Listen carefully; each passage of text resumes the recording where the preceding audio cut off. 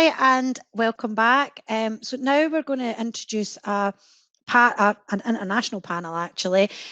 So we have representation from the Digital Office and the Improvement Service in Scotland, MHCLG in England, and we also have somebody from the Danish Embassy. So I'm just actually going to invite the participants up to the stage. We'll get them to introduce themselves.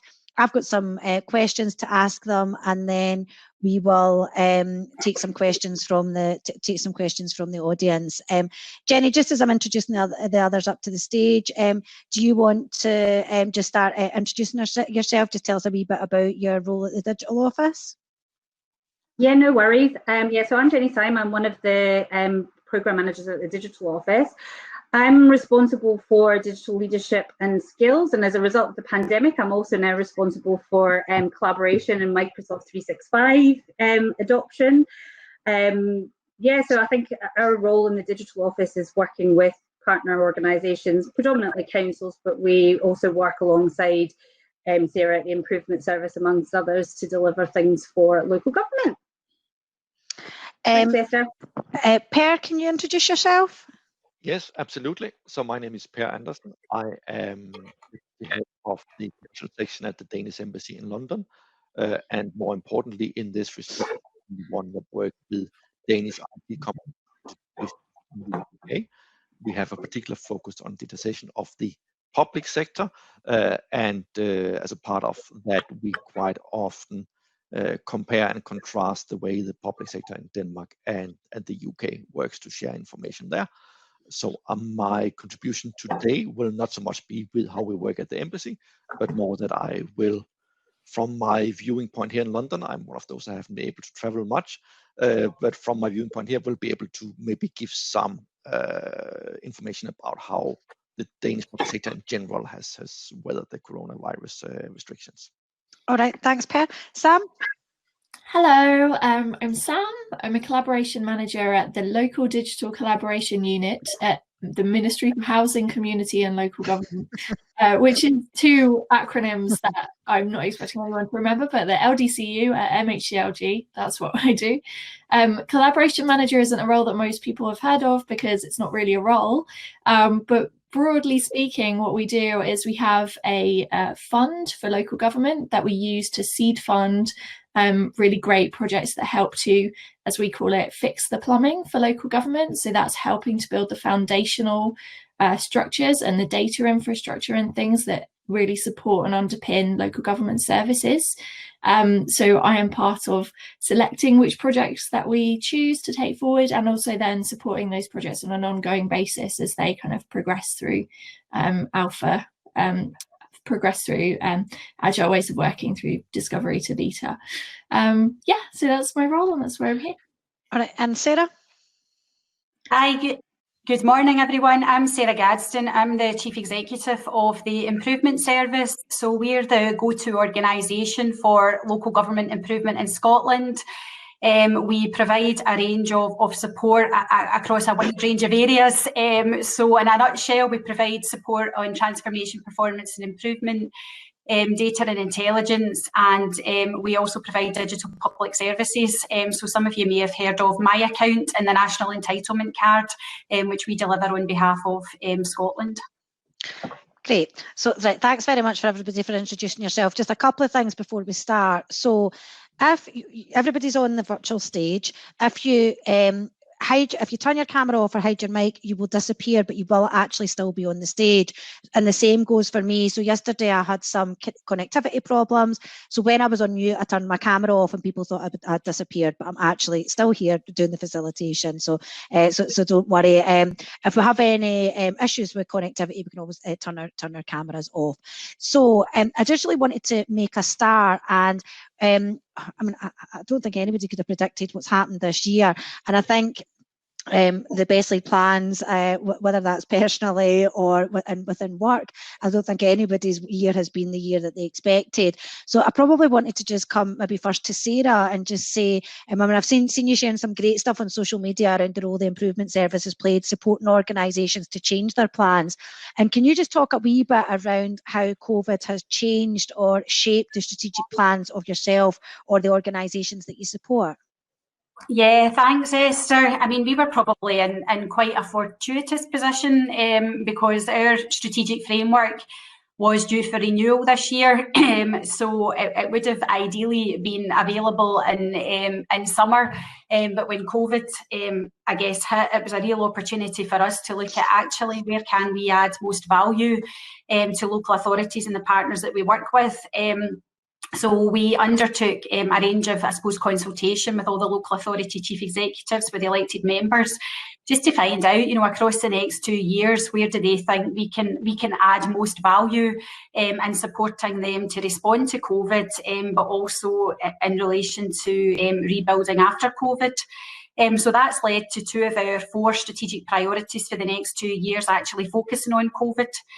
So the first one is to support local government to live with COVID. And as Esther has highlighted, we're adapting our programmes, our products and services as necessary to support councils with their response and recovery. So we've moved all of our peer learning networks online.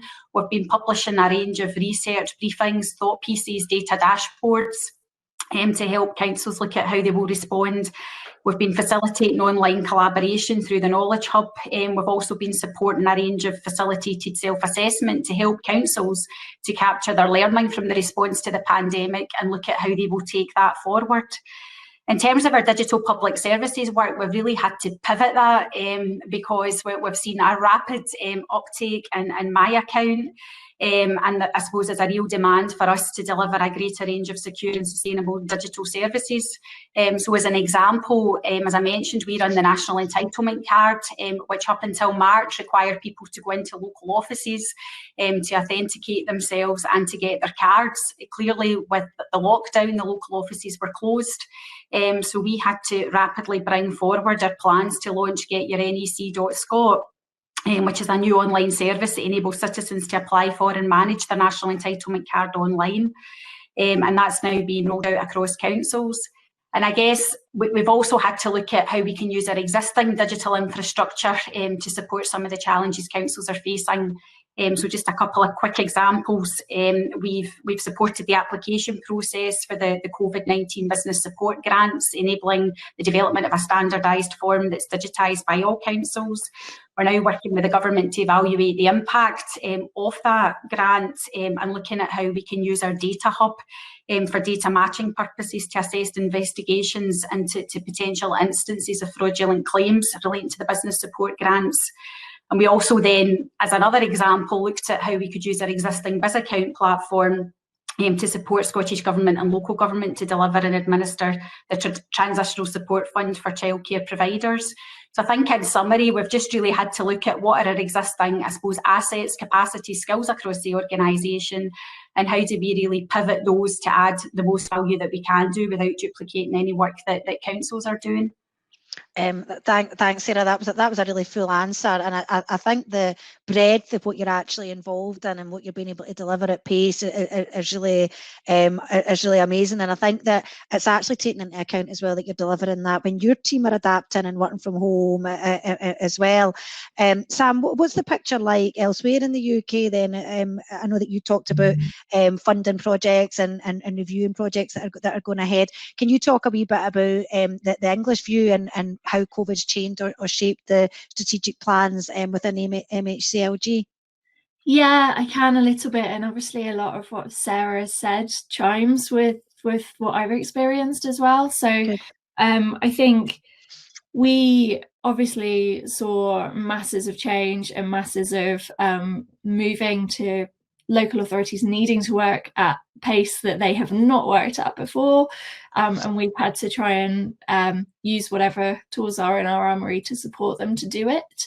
I think one thing that the COVID crisis has shown us is that more than ever we need small things loosely coupled when it comes to digital and technology, because we need to be able to change and replace and adapt and be flexible and meet these new circumstances.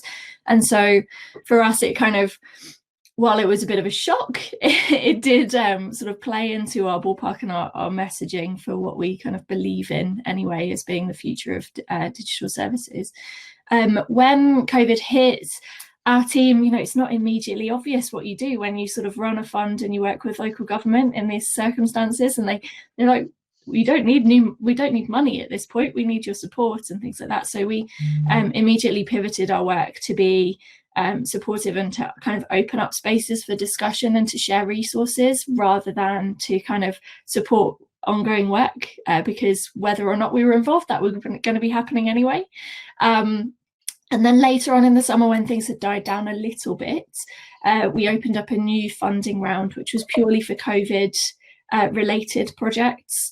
So what we wanted to do at that point was, one, to kind of offer that monetary support at a time when it was right to, and then secondly, to understand a bit more about what the work that was going on across the national picture was and how we might get involved in it. So we asked people to bid on projects relating to data and reporting, community engagement, and new working practices, because they seem to be the core themes that were coming out of our discussions. And we released £800,000 to 11 projects over the summer. 5 of them have finished, already delivered. Several more of them are just finishing up now.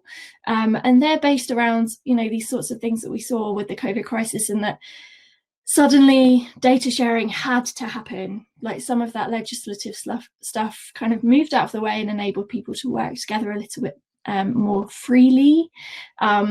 And so our COVID projects are really looking at what were those changes that happened and how do we retain some of the best bits of it for some kind of BAU. If we ever return to a BAU, what does that look like, and how can we kind of share the best practice?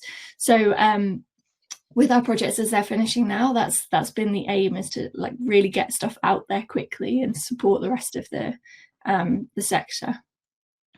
And what about in Denmark, Per? Are you seeing similar to what we're seeing in the UK?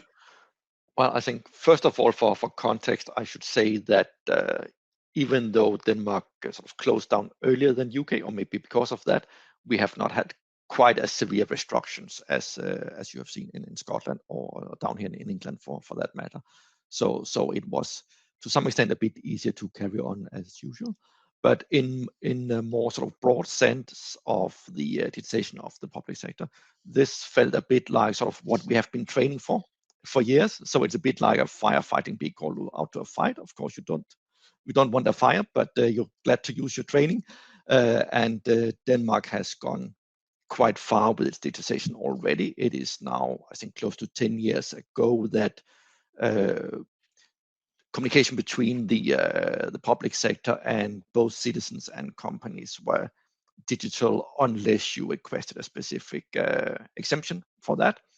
So for large parts of the public sector, we have actually been able to just carry on as usual because so much was digital already. As you might or might not be aware, we have had since before I was born actually a common database for Danish citizens. So sort of the identification of citizens across public sector has we started at an easier place than what you have seen here. So I think the biggest place where we discovered that there was still work to do and where people had to improvise was not so much in the administration of the public sector, but more when we had to send the children in schools home to learn from home. And there we had the same sort of scramble for trying out Google tools, etc., as the schools in Britain have had to contend with. Thanks for that, Per. Jenny, I just wanted to come to you around the whole sort of collaboration side of things, because I mean, the digital office is all about collaboration. They're a collaborative organisation set up to support the 32 Scottish councils. And of course, the way that we collaborate has had to change over the last 8 months. And I just wondered if you could give a view around how the collaboration has changed, maybe some of the benefits and maybe some of the pitfalls, and how you view things going forward.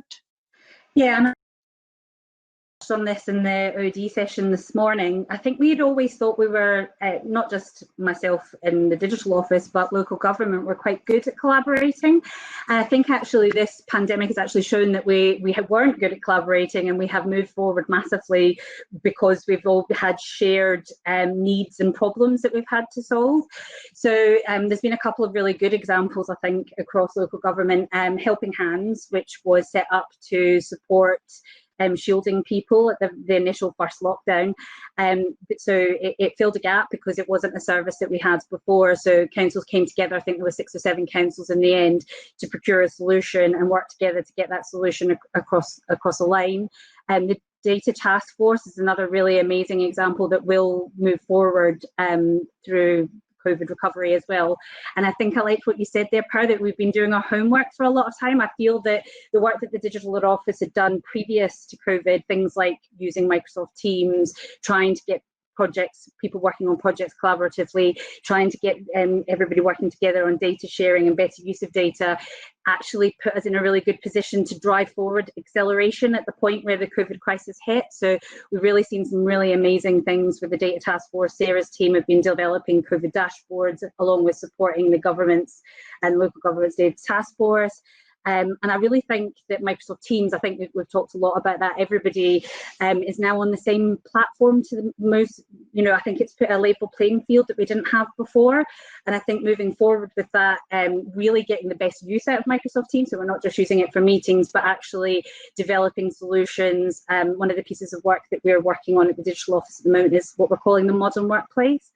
So working with Sarah's team, working with local government, working with COSLA, we are bringing together all the tools that you need for a modern workplace, and that's a really collaborative piece of work. So there are a number of different partners working on that, and I think that's where we'll see the best use of collaboration is focusing on key principles, key scope and key projects that we need to drive forward so that we're all facing in the right direction. I think in the past, we kind of talked about collaboration and we kind of worked alongside each other, but there wasn't any real joined up working. I think we're really seeing that now because we have got that shared vision to a certain extent, which is really amazing and inspiring to see. I suppose one of the things that I was talking to somebody about the other day is that, there's the 32 councils, and quite often when you run collaboration events, they would either be in Glasgow or Edinburgh, understandably for best travel links. Yep. And either the councils that are a bit further away either have to have a huge commitment in time or money, or they don't actually participate. And although there's a lot of challenges around the collaboration remotely, it does actually give an equal playing field to everybody, and it does give people the opportunity from the islands or for Aberdeen. I mean, we had Andy McDonald from Aberdeen speaking yesterday, so I think it really opens up the opportunity to give everybody a voice. And I think within the Digital Office, that's something that's particularly important. Sam, I wondered if you had any good examples of where you've seen collaboration, either across sector or across organisation, whether there's even anything that you've seen with sort of voluntary sectors and things would be interesting. Yeah, absolutely. So with our general fund, normally a stipulation of our funding is that any local authority needs to work with at least one other partner local authority on their work. So our intention is to fund projects that could scale, and as such we want to see that it's not just a very localized response to an issue and a very localized problem. We want to understand that actually it could have applicability across the board. Now, with our COVID funding round, we didn't stipulate that. However, our ways of working have meant that lots of people have collaborated in that way anyway.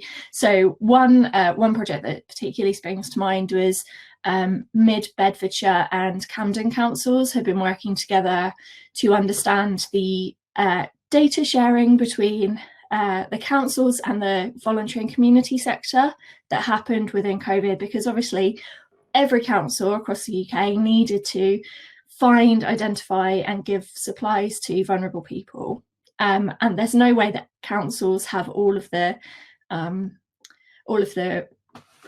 what's the word, capacity to be able to do that themselves. So they have had to work with that voluntary and community sector much more, and they've had to provide and receive data in a way that they haven't really done with those organisations before. So that project has just closed its discovery and has got some really good next steps to take the project into alpha, with recommendations for how you can continue that good work with local and voluntary sector.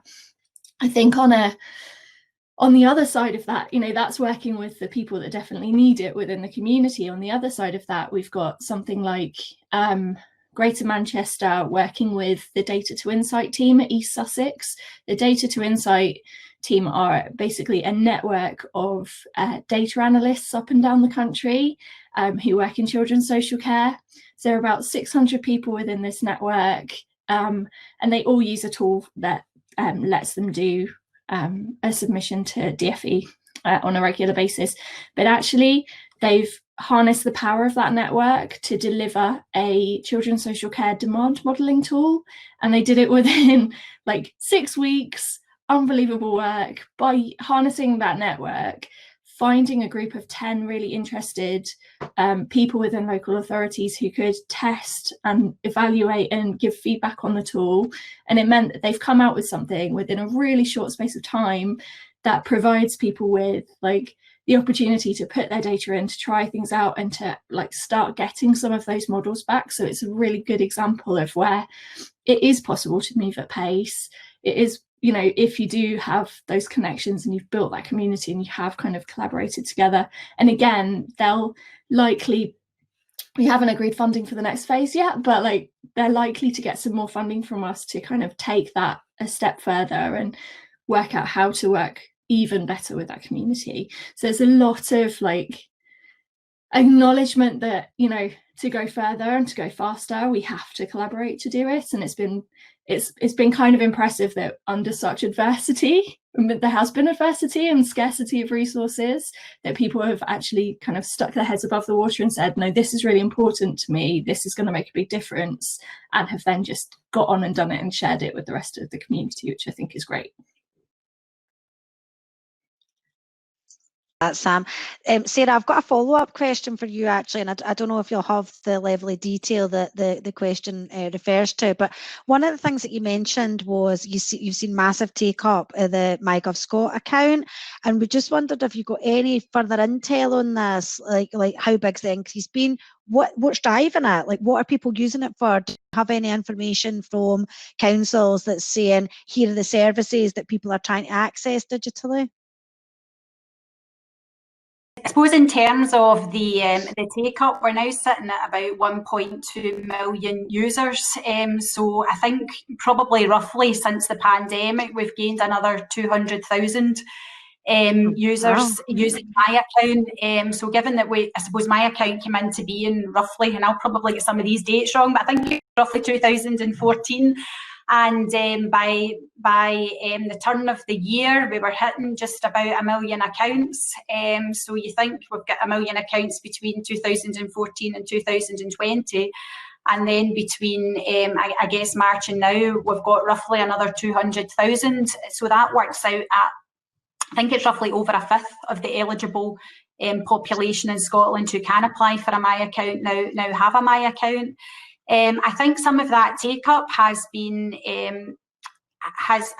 helped by, we've launched a parents portal, which we're delivering in partnership with Sime, and that's providing a whole range of services to parents from the one place. And we've certainly noticed that during the pandemic, there's been councils and schools have come forward to say that actually they want to sign up to the parents portal because it'll be a really good way of, I suppose, pushing information out to parents, but also a good way of parents accessing services. So every parent that accesses the parents portal has to have a My Account to be able to do so. So I think that's certainly led to an increase. And also rolling out the getyournec.scot has led to an increase in usage as well. And we have been, and I suppose the other thing is that I think there's now about 26, 27 councils using my account, and some councils that weren't using it before March, we're now working with them to onboard it, because I think, you know, clearly they recognise that the use of digital services is only going to continue to grow, and that my account can play a role in supporting them with their authentication. So again, I think onboarding new councils has also started to help with the growth. And Sam, I've got a follow-up question for yourself as well, as around, you talked about around the projects that you try and sponsor and invest in are things that ideally can be replicated elsewhere or can grow. How can other local authorities get involved and pick up on these new developments and sort of share and collaborate on the learning? Yeah, number of ways. So there is a cross-government, a local gov digital Slack channel, which most people working in the UK will know. I'm not sure about uptake with Scotland, but most local authorities, digital people at least, will be on there. We also publish all of the outputs from our projects in the open. So we have the localdigital.gov.uk website includes all of the information about all of the projects we funded, and either some PDFs, don't tell anyone, but some PDFs and some outputs, and links to pages where you can find that information too. We also have a blog on Medium, and lots of our projects, actually, some of them will blog on their own sites or on their local authority sites, but a lot of them have started blogging on our site as well, which means that there's a lot of information all in one place. And also we've got a regular newsletter. We in our first round of funding, we did actually do like a local authority matchmaking session, whereby we asked people to put in requests and we tried to sort of join them up with people who were doing similar things. Now, we had a lot of feedback on that it was good. The admin burden was massive, and actually one of the things that we've started to see happening is you might get a kind of first follower situation, and then other local authorities come along as those projects work in the open and as they start sharing outputs like regularly with people. So it's one of the things that we've dropped, but there are lots of different ways of finding out more about us. Oh, and Twitter as well. We're all over Twitter. So everybody's talked in a very positive sense around the pace of change is speeding up, about what you've been able to deliver. But what about what you've not been able to deliver? Jenny, I was going to ask you, like, with the change in focus of the digital office, has there been things that you've made a decision that at the moment is just not a priority, or they're now off the table? So I suppose it's back to when we were thinking about how COVID's changed or shaped your strategic plans. You talked about around what you were doing, but what does it mean for the stuff that hasn't been happening? Do we think that will come back on the table, or as things just moved on? And I know that you'd spoken, Sarah, about changing your strategic priorities. So Jenny, I'll come to you first and just get you to talk a wee bit about what your views on what we've not been able to do. Yeah, and I think it probably does tie into the strategic, how did your strategic plans change? So the digital office, quite similarly to what Sarah was talking about with the launch of their next executive plan, our digital office 2.0 only launched in October, and it had a huge amount of projects and programs under the portfolio. It was a huge undertaking for the next 2 years, and what it actually allowed us to do after COVID was to look at what were the real priorities, what were the needs, and where are the gaps in local government. And actually we pretty much dropped everything that was on the portfolio at that time and only focused on things that were going to add real value to council's response, and that was things like acceleration of Microsoft 365, collaboration, data sharing, data task force. We have certainly picked up other things since we're moving towards recovery and renewal. So there has been other areas of the portfolio we've been able to stand back up again, things like digital maturity assessment, digital champions training with the SCVO. We've been able to progress with some of our training courses, for example. But actually what we've learned in the last 9 months with the digital office is that we were much better, we were delivering quicker and at pace when we were being responsive and when we were more focused. So actually we have completely redone the digital office 2.0. I think it's like 2.0 2.1 or something now, and we have and we have focused on things that are really going to offer the value and the gaps to council. So there's definitely been things that we haven't been able to progress, and probably has allowed us the opportunity to say, no, we're not going to bother progressing with those things now. Some of the foundational work around IT infrastructure and things, some of the robotics pieces in IoT were paused, but they will pick up as well, I think, as we move forward. But right now, they're not the key focus for councils. It is around culture, engagement, the modern workplace, how that will work, how we respond and move forward with the remote working and distributed teams, and how we can really focus on frontline staff. So I think it's allowed us the opportunity, I think, to be more focused. I suppose that's the thing, Jenny, because the discussion around the digital office has often been around how thin you're spread for such a small team. Yep. And one of the challenges, I suppose, is with 32 authorities, everybody's got conflicting priorities. You want everybody to feel like they're getting something from it, and I suppose that's one of the things that during COVID that people were much more pulling in the same direction. So to a certain extent, that's maybe been one of the opportunities during the COVID response, as you know, you were able to speed up that pace of change purely because everybody had like a much clearer sense of direction. So I think it'll be really interesting to see the 2.1 digital office plan and how that's received by the councils. But I think that if it means that people are seeing more deliverables and more outcome-based stuff, I think that can only be welcomed. Per, what about from a Danish point of view? What would you say are the most important lessons from COVID? The most important lessons from COVID, I think. I was very sort of encouraged by what Sarah said about the uptake of the MyGovScot, was that the name, account?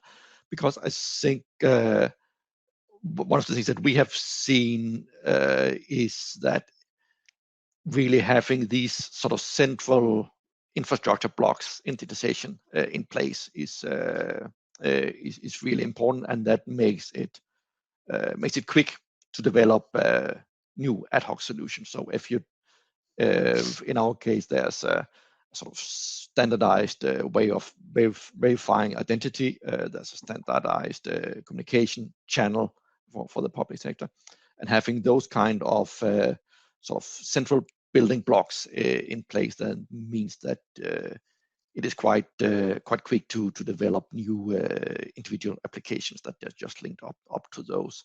And I think we have sort of found also in this case that when, as part of the development of the track and trace app, for instance, that having those communication channels and that application in place meant that was could be very quickly and easily rolled out. Thanks for that, Per. Sarah, what about you? Maybe a lessons learned? Like, what's the most important lesson from COVID? I think a couple of things that probably jump out at me are which local government has been able to implement change. And I think one example that sticks in my mind, because I previously worked in a local authority as a customer services manager and had to set up a customer call centre and service centre. And it took quite a bit of time, quite a lot of research, quite a lot of council papers. And, you know, there's an example in the pandemic of a council setting up a virtual call centre, which wasn't even in the cards when I worked in the local authority, within 72 hours. So for me, you know, that is real evidence that this can actually be done, and things have moved at pace. Now, I don't think that's always going to be sustainable, because I know there are people starting to feel, I suppose, the burnout and the pressure. But for me, there's something in there about what stops us moving at pace in I suppose, normal times, and what can we learn from how we moved at pace under the pandemic and take that forward with us. And I think the other big thing for me is really about the whole empowerment, certainly through research that we've been doing with colleagues across local authorities. There is a real sense that, you know, the big organisations have had to just leave staff and communities to get on with it. to take responsibility, to be innovative, to try different things based on the challenges that they're facing. And I guess, given the whole empowerment agenda within Scotland, for me, there's something about how we hang on to that and we take that forward with us as well. I think that's a really important point, Sarah, about no going back to the way that things were before. I mean, I think that the maybe leaner governance, the empowerment, people being able to just get on and do things is a really refreshing change. And I know that I really hope that that's something that the public sector embraces, and that we use governance to minimise risk where it's needed, as opposed to sometimes being a bit of a blocker. Sam, do you want to come in with any response to Sarah, or with your most important lessons from COVID? Yeah, I mean, I think, like, I'm glad Sarah mentioned burnout, because I really wanted to just like give a massive shout out to anyone who's working in local government at the moment, because this has been, that working at pace has not just been for a couple of weeks or a couple of months, it's been for most of the year now.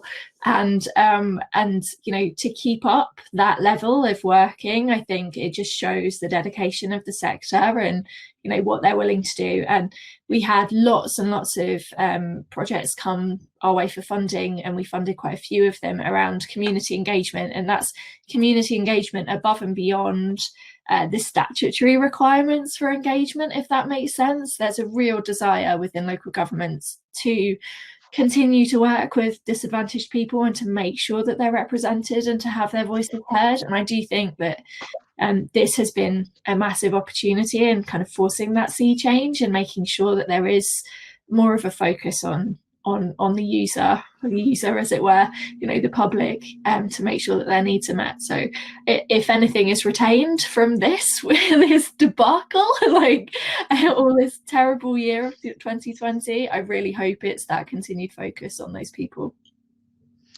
Jenny, I know that you talked a wee bit around being much more focused within the digital office. Is there anything else that you want to add around the lessons learned piece?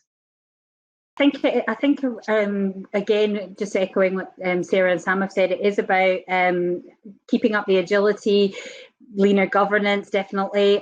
One of the things that we learned from the digital maturity assessments is that delivery and strategy don't often marry up, and what we've really seen with the COVID response is that we are delivering to the strategies. So I think if we can make sure that we make those tactical things that we're doing aligned to the vision that we've set for ourselves, I think that would be one of the things that we've learned, that we can do it. I think that is it. I think we've shown that we can do it, and we need to keep it up. I agree, we can't keep up the pace. I think everybody's pretty much counting down the days to Christmas, but at the same time, we have to keep moving forward with all of those things. And I think, yeah, absolutely, aligning the delivery models to strategy is a key thing, and it is something that we've recognised as part of the digital maturity assessments. It's been lacking for some time with local government. The other thing as well is the collaboration within councils, not just across the sector.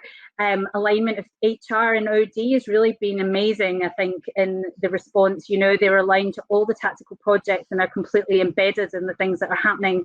I think that's been a really good lesson. We see the best use of innovation and things driving forward when we've got a mixed team across all the silos within government as well. I think that would be the other things we want to take forward.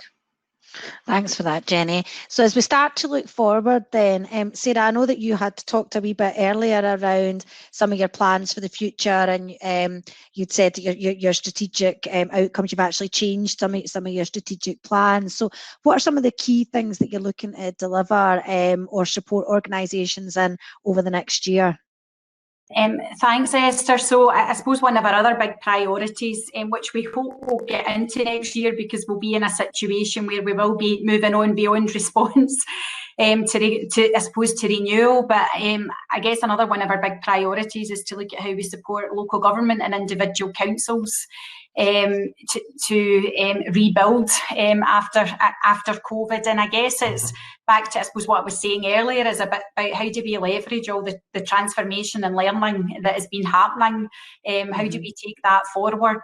And I think certainly what all the evidence is showing is that inequalities have just widened as a result of COVID, and you know, people who were probably managing fine before COVID are now struggling. So I think in the work that we are doing, there'll be a real focus on, I suppose, supporting that service redesign, service transformation, with a focus on prevention, tackling inequality, and a real drive on digital. But I think within that also making sure that we've got an eye on digital exclusion, because I think the other thing that I suppose this whole 9 months has flagged up is that, you know, inequalities in terms of access to digital have they've always been there, but I think this has really shown them and highlighted them. So I think certainly for us going forward with our digital public services, you know, we're looking at you know, I guess a key priority will be working with Scottish Government round about their plans for digital identity. And I guess within that, it's looking at how we can do that as inclusively as possible. So that's, I suppose, a big priority in a nutshell, is really to support the service redesign and transformation, with a big focus on prevention and tackling inequality. And Per, what about in Denmark? What are the objectives as we start to look forward? I know that you'd said that some of the restrictions hadn't been as bad in Denmark, but I can imagine that there's still some adaptations that need to be made looking forward to next year. Yeah, I guess a lot of what we have to focus on is sort of the long tail of COVID. I think there are, as also alluded before, there's probably some stresses to society in general that we haven't really discovered yet, in particular in the healthcare sector and the what is called on the authorities working with vulnerable people in the community. That has all been proved on a back burner to some extent to space out capacity. So I'm sure we will have to work for quite some time before we can say that times are really back to normal. And similarly, even though we have the first vaccine approved in the UK now, there will be, I think, probably for the next year, we will still have to work with digital support of corona surveillance and sort of verification of vaccine and testing, etc., for the year to come. Right now, we are it's quite a lot of discussion on how best we handle sort of the verification of people tested or vaccinated, and what that means for how they can interact with the rest of society. All right, thanks for that. And then Sam, what about at MHCLG? What about plans for the future over the next year? Oh, it's very hard to say. I think for us, you know, we are lucky-ish in a way, in that we get to do the nice work of giving money to people. I think for us it's a case of responding to the sector and responding to the needs, and really listening and funding the right things on that basis. So I think for us, there's likely to be we're likely to be looking in more detail at these COVID-19 projects that we've already funded, and seeing what more we can do to kind of extend their life, or to bring them into, like I said, BAU, if there is such a thing as BAU working. But yeah, I think for us, we're going to have to be flexible ourselves and see how things progress. And so here's a question out the chat, and I'm going to be asked for a volunteer. It's a bit a controversial one. So how do you think that the organisation's transformational plans will be impacted upon by budgets next year and in the future? I think everybody's really concerned around what the future holds in relation to local government budgets. Do you think that it provides an opportunity to drive the transformational change, or do we think that we'll see project staff, IT budgets being cut, and there then being a kind of race to the bottom in relation to what's possible? I don't know if somebody wants to volunteer to answer that. I'll volunteer. chucked myself in the firing line with the controversial one. I think that in the past, we definitely would have seen that being a limitation, and IT and change budgets are often cut back in times of trial. But I think because of the last 6 months, I think it's proven the need for a focus on digital and a focus on transformation plans. So I actually think, and definitely what we're hearing across the sector, is that they will be bolstered in terms of driving things forward, because what we've proven in the last 6 months is that IT and transformation need to be invested in to take things forward. And I think there's a real recognition amongst particularly HR networks that the role of council workers is completely changing because of digital, and because of the nature of, the impact on having in-person services mean that we need to think about removing some of the transactional things. So I actually think it will be an opportunity, and we will see investment in those areas because it's been shown that we need it. And what about some of the areas? Oh, Sam, on you go. I was just gonna say, yeah, totally agree with what Jenny said. I do think it's actually a really great opportunity. Like, our team exists in order to try and find those smaller component parts that can build digital services and technology. We know that lots of local authorities have been sort of encumbered by big suppliers who maybe aren't quite so responsive to their needs or so flexible. So, a huge part of our work is trying to identify those either smaller suppliers or smaller bits of product that can be used and taken and reused. I think it offers a really good opportunity as well for the market to come in with a lot of new ideas of ways of working, things that can plug in. So for me, I think actually, hopefully, this is actually a really good opportunity. I suppose, just as a follow-on from that, some of the areas that have been maybe traditionally more difficult to get change within, maybe our colleagues in the health and social care partnerships or within education, we've actually seen change that we could never have imagined like 8 or 9 months ago.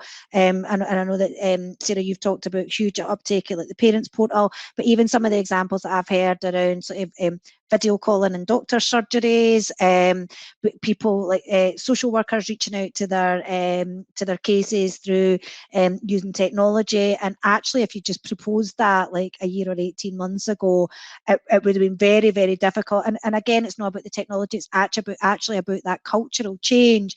And I just wondered if anybody wanted to respond on the opportunity now that actually some of that change has actually been tried and tested. The idea that it wouldn't work, well, that's disappeared. And where there is now opportunities in maybe some of the more traditional service delivery areas, and being honest, some of the highest cost areas, as to how that might help us to meet the budget challenges going forward. Yeah, I think you've hit the nail on the head there, Esther. So things like Near Me has been hugely successful in the NHS, and it's now being rolled out in the health and social care partnerships. There's definitely opportunities there, and as you say, it's tried and tested. So people now have more faith in it, and also digital skills of social workers and other workers have been tested as well, and they've kind of got a little bit more confidence around that. Learning and teaching, obviously, we're seeing better use of Teams. Teachers embracing certain things that they maybe wouldn't have in the past, and it's really showing that can be done. I completed a couple of digital maturity assessments during lockdown, and some of the things that were coming out of some of the partner councils around better use of data for getting care packages out to people, and also in the learning and teaching environment as well, kids building apps that are getting shared across the sector as well. So I think you're right. I think some of those more difficult to reach areas have really kind of shown a lot of innovation, and I think the trick will be to try and capture some of that really good examples and learning, and upskill everybody on those things. All right, so I'm conscious of the time. Does anybody have any final comments that they'd like to make before I bring things to a close? No. All right, so it just leaves me to say thanks very much for all our panel members for taking the time to join us this morning.